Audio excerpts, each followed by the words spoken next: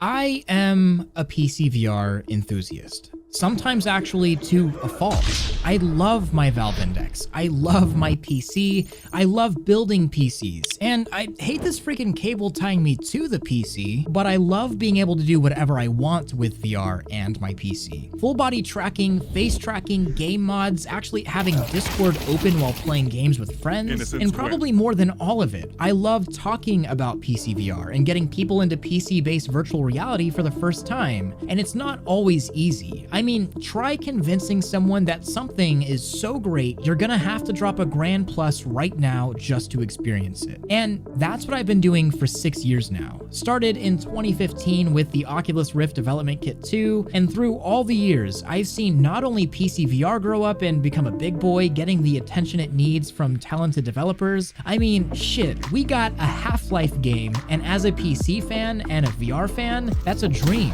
But I've also watched VR as a whole grow up and change as well. I've fought with big publications a million times over whether or not VR is dead, and I've watched companies rise and fall. But I've noticed something, and I want to talk to the entire VR community about it. And it's about the death of the thing I love, the death of PC VR. And no, I don't think PC VR is dead, and I don't think it will ever die. But I do really see the growing concerns from fellow enthusiasts that PC VR isn't what it used to be. And from an outside point of view, it looks like it's dying.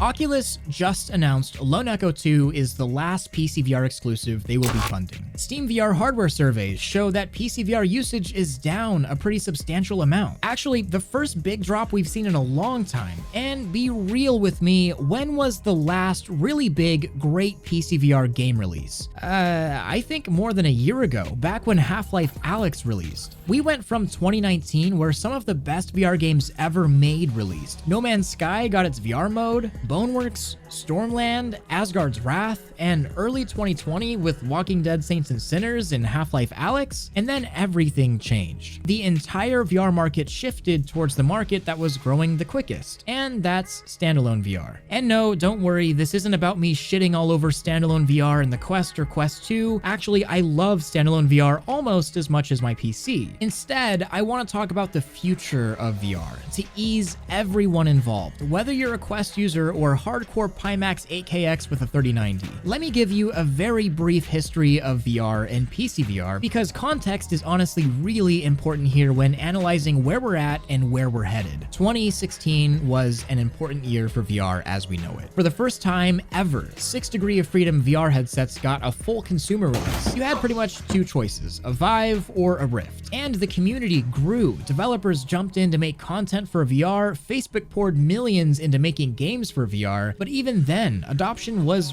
pretty slow. VR did not blow up overnight. It may have felt like it due to YouTube, but in terms of actual numbers, you're talking about users in the tens of thousands. And while this would eventually grow to hundreds of thousands, and now it's around 2 million active users per month, PC VR is far from mainstream. Compare that to the two biggest VR competitors at the time, PlayStation VR and mobile VR. Mobile meaning you slot a phone into a device like a Google Cardboard. By now, PSVR has over 5 million units sold, and even though completely canceled, Google at one time claimed they had shipped 15 million units and sold over 165 million VR apps. But this is where PC VR showed its strength, not in numbers, but in other metrics. But it also showed its glaring weakness that it still has today. If Cardboard has extremely low barriers of entry, I mean, you have a piece of cardboard and we all have phones, right? Do you guys not have phones? Yeah, you guys all have phones, right? Well, you're set up, but it lacks something very important: quality software and versatility. And mobile VR consistently has extremely low retention. People try it once or twice, then put it aside to gather dust, usually with a sour taste of VR in their mouth. PC VR, on the other hand, has extremely high barriers to entry, especially a few years ago. You buy a $1,000 headset and then have to build a $1,000+ PC just to use it, but it has very high retention. You can do anything running with it. Play games, make games, watch movies, watch porn, hang out with your friends. The community became very strong, and I'm not putting this lightly here, but VR enthusiasts, and I don't just mean PC VR, but VR enthusiasts as a whole, are probably the most passionate group of enthusiasts I've ever come across, and this community that is so amazing now started back then when there were only a few thousand users and has grown to be a massive group of people to make sure VR is in the right hands and done right. But here is where VR at the time faced its first big problem. VR is flat out expensive. For the first 3 years of virtual reality's consumer life, you had to buy or build a PC and you had to buy a headset, setting the barrier of entry so high that some people that want VR just can't afford it. And of course, this means VR's growth was destined to be relatively slow. You can't realistically expect people to spend thousands on hardware that hasn't been proven yet. Then enters Standalone VR. 2019, in my eyes, marks the biggest shift this industry has ever felt with the release of the Oculus Quest. At a pretty cheap price, it lowered the barrier of entry for people interested in VR, and as a bonus, it's good VR. It's not cardboard or daydream. The Quest is a full-on 6 degree of freedom VR machine that didn't require a PC at all. Although that function did come later to be able to use a PC. And to be honest, even the Quest didn't make VR blow up overnight. Estimates show that the Quest sold around 2 million units. But it did do something right. What's the biggest problem PC VR has? Barrier to entry. Well, the Quest solves most of that. And what's the biggest problem mobile VR faced? Retention. Well, according to John Carmack, the Quest was the most retentive VR device Oculus had ever developed. People bought it and they just kept using it, eventually leading to the schism. Oculus abandons its PC VR only headset line, the Rift and Rift S, and released the Quest 2, a true all-in-one VR headset that is even capable of PC VR and wireless at that. And it's also the cheapest VR headset on the market, leading to Christmas 2020 making the Quest 2 the fastest selling VR headset ever, with an approximated 4 to 8 million headsets sold by now, and with 60 plus applications on the Quest store grossing over $1 million in revenue. For the first time, and I don't mean that lightly, for the first time, VR game developers had a very real storefront to sell their games to millions of users and actually make money. So obviously, developers pivot to making games for the platform that is still true VR but has more users. Shoot, some games even downgraded their entire game to be ran on the Quest 2, affecting PC users as well. And this is where the two biggest issues for both platforms are brought to light. PC VR still has a massive barrier to entry, but is the most powerful, high-quality, customizable, and versatile VR platform. While Quest 2 has very low barrier to entry, but it's running mobile hardware, essentially a specialized Snapdragon 865, and unless you have a PC, you're still limited as to what you can do with the headset. Now, I want to talk about the future. I've laid down the past and where we're at, and the strengths and weaknesses of both platforms, and based on what I say here, you can make all of your own conclusions, and I want to hear them too in the comments. But here is where I switch from factual history to speculative future. PC VR will never die.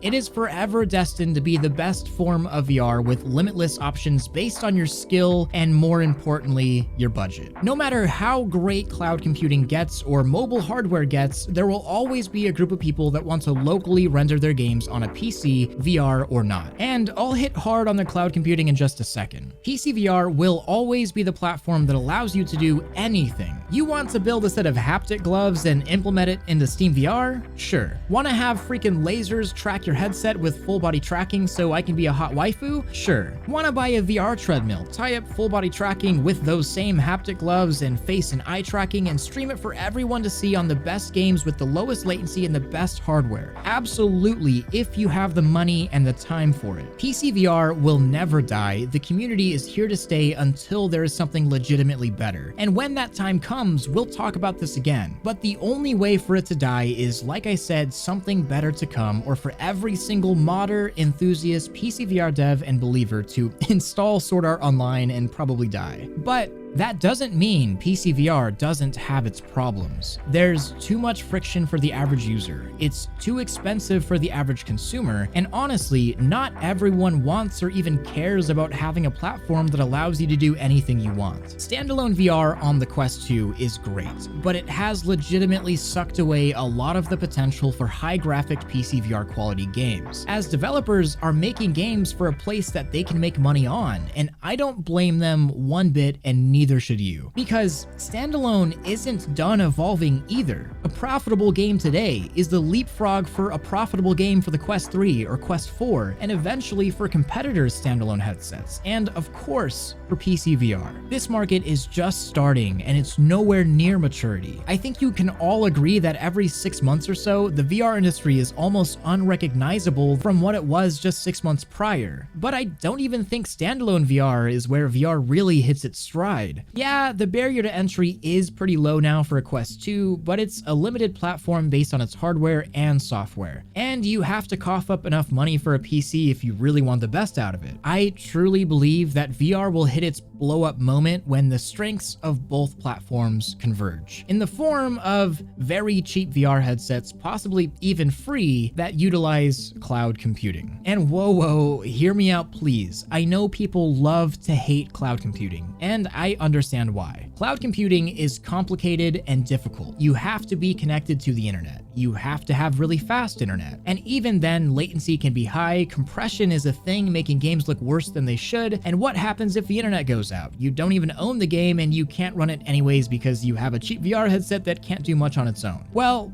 I say all in due time. If you don't think cloud computing will overcome these problems I just talked about, well, I think you're wrong. It's a massive undertaking requiring millions to have access to very high quality internet, and more local servers will have to be put up around the world, and predictive software will have to be written to counteract input latency. But it will come, and that's the moment VR really shines. The highest of quality of games and applications with a massive user base that developers will develop for, extremely cheap VR headsets that maybe even come with your internet plan, or at the very least cost very little because there's not much in there. Battery life soars through the roof as power draw is next to nothing compared to a big XR2. Actual components get better as money is spent on comfort and features instead of processors and memory. And not to mention, this is already a thing. If you have a Quest, you can try out Plutosphere. Right now, you can play Half-Life Alyx from your house with no PC as long as you have good internet. If you don't believe in the potential for cloud computing, try it for yourself. It's real